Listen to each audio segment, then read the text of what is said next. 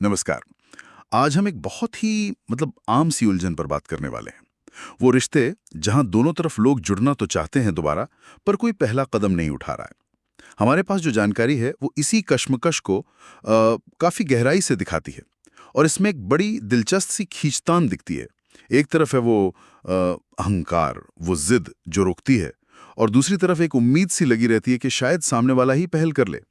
तो चलिए आज इसी अंदरूनी संघर्ष को थोड़ा समझने की कोशिश करते हैं। देखते हैं ये स्रोत क्या कहते हैं इस बारे में। हाँ, ये स्थिति वाकई बहुत जानी पहचानी सी है। अक्सर ऐसा होता है। जैसा कि ये स्रोत भी बताते हैं, दिल में तो ख्वाहिश होती है बात करने की, पर जाहिर नहीं हो पाती।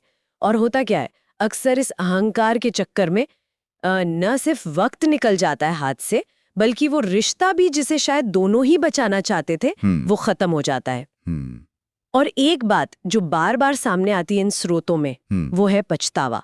पहल न करने का जो मलाल बाद में रह जाता है ना, वो उस एक पल की झिझक से कहीं ज्यादा भारी महसूस होता है। वो काश मैंने कोशिश कर ली होती वाली सोच, वो ज्यादा तकलीफ देती है बाद में। वो पछतावे वाली बात तो समझ में आती है कि काश कर लिया होता। लेकिन क्या ये हमेशा सिर्फ अहंकार या जिद ही होती है? क्योंकि कुछ स्रोत एक और पहलू भी दिखाते हैं, आत्मरक्षा का, सेल्फ प्रिजर्वेशन जिसे कहते हैं। हो सकता है ना कि किसी का पिछला अनुभव ऐसा रहा हो कि हमेशा उसी को झुकना पड़ा, या ब्रेकअप बहुत दर्दनाक था। तो ऐसे में वो दोबारा ठुकराए जाने का डर, या फिर से वही गलतियां दोहराने का डर, वो भी तो रोक सकता है। एक स्रोत तो इसे एक तरह की परीक्षा भी कहता है, जैसे ये देखने की कोशिश कि क्या दूसरा इंसान इस बार आधा रास्ता आने को तैयार है। हाँ, ये परीक्षा वाली सोच, ये भी एक एंगल है। लेकिन इस पे एक और नजरिया सवाल उठाता है, क्या रिश्ते कोई शतरंज का खेल है कि हम बस इंतजार करते रहें कि दूसरा क्या चाल चलेगा?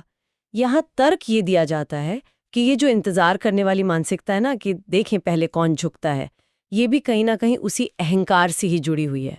अगर आपको वाकई परवाह है तो कोशिश करनी चाहिए, चाहे शुरुआत कोई भी करे, क्योंकि कोशिश न करने से जो एक अधूरापन सा रह जाता है, वो लंबे समय तक खटकता है। और पहल करने को कमजोरी समझना शायद ये सही नहीं है। स्रोत तो इसे एक तरह की ताकत बताते हैं, रिश्ते को अपने अहंकार से ऊपर रखने की ताकत। लेकिन इसका एक और पहलू भी तो है, जैसा कुछ दूसरे स्रोत कहते हैं कि कभी-कभी पहल ना करना वो भी अपने आप में एक जिम्मेदार फैसला हो सकता है, अपनी बाउंड्रीज के लिए, अपने आत्मसम्मान के लिए। खासकर तब जब पहले ऐसा हुआ हो कि आपकी कोशिशों को, आपकी बातों को अहमियत नहीं दी गई। तो ये जो चुप्पी है, ये एक तरह से खुद को और चोट लगने से बचाने का तरीका भी हो सकती है। और वो जो अधूरेपन की बात आपने कही, क्या वो कभी-कभी एक जरूरी, भले ही थोड़ा दर्दनाक, पर एक तरह का समापन, एक क्लोजर नहीं बन सकता, ताकि इंसान उस चीज से निकलकर आगे बढ़ सके? ये जानना भी तो जरूरी है कि कब किसी चीज को जाने देना बेहतर है। ये भी तो एक समझदारी है। बिल्कुल बिल्कुल सही कहा। और यहीं पर आत्मनिरीक्षण यानी सेल्फ रिफ्लेक्शन की बात बहुत अहम हो जाती है। स्रोतों में इस पर काफ़ी जोर है कि खुद से ये सवाल पूछना ज़रूरी है, मुझे असल में रोक क्या रहा है? क्या ये सिर्फ मेरा अहंकार है, या कोई गहरा डर है, या फिर कोई पुराना पैटर्न है जो बार बार दोहराया जा रहा है? अगर जवाब ईमानदारी से सिर्फ अहंकार निकलता है, तो शायद उसे चुनौती देना ही सही है।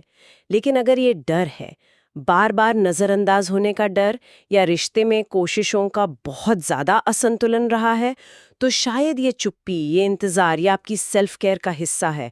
और ऐसी स्थिति में हो सकता है कि चीज़ों को बस वैसे ही छोड़ देना, बिना और कोशिश किए, वही सबसे सेहतमंद रास्ता हो। ये समझना कि हर कहानी पूरी हो, ये ज़रूरी नहीं है। ये बात भी सोचने वाली है। हालांकि एक नजरिया इसके ठीक उलट भी है, जो स्रोतों में दिखता है कि वो जो फासला है उसे पाटने के लिए हिम्मत दिखाना, थोड़ा सा वल्नरेबल होने का, असुरक्षित महसूस करने का जोखिम उठाना, वो शायद आखिर में ज्यादा सुकून दे सकता है। भले नतीजा वो ना निकले जो आप चाहते थे, पर कम से कम ये तसल्ली तो रहेगी कि हाँ, मैंने अपनी तरफ से एक कोशिश तो की थी, ईमानदारी से।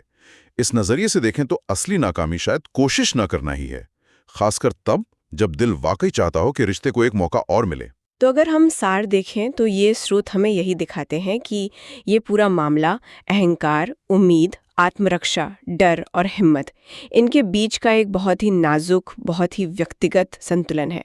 कोई एक सीधा साधा फॉर्मूला नहीं है कि क्या करना चाहिए। हर इंसान के लिए, हर रिश्ते के लिए सही रास्ता अलग हो सकता है और ये बहुत कुछ इस पर निर्भर करता है कि उस चुप्पी के पीछे की असल वजह क्या है। बिल्कुल। और अंत में ये स्रोत हमें गहरे सवाल के साथ छोड़ जाते हैं, जिस पर शायद सबको सोचना चाहिए कि आखिर वो कौन सा पॉइंट है, वो कौन सा लम्हा है जहां हमें कोशिश करनी चाहिए संपर्क साधने की, और कब ये मान लेना, ये स्वीकार कर लेना बेहतर है कि कुछ कहानियां शायद अधूरी ही रह जाती हैं और उन्हें वैसी छोड़ देना शायद ज्यादा ठीक है। यकीनन एक ऐसा सवाल है जिस पर आराम से विचार किया जा सकता है।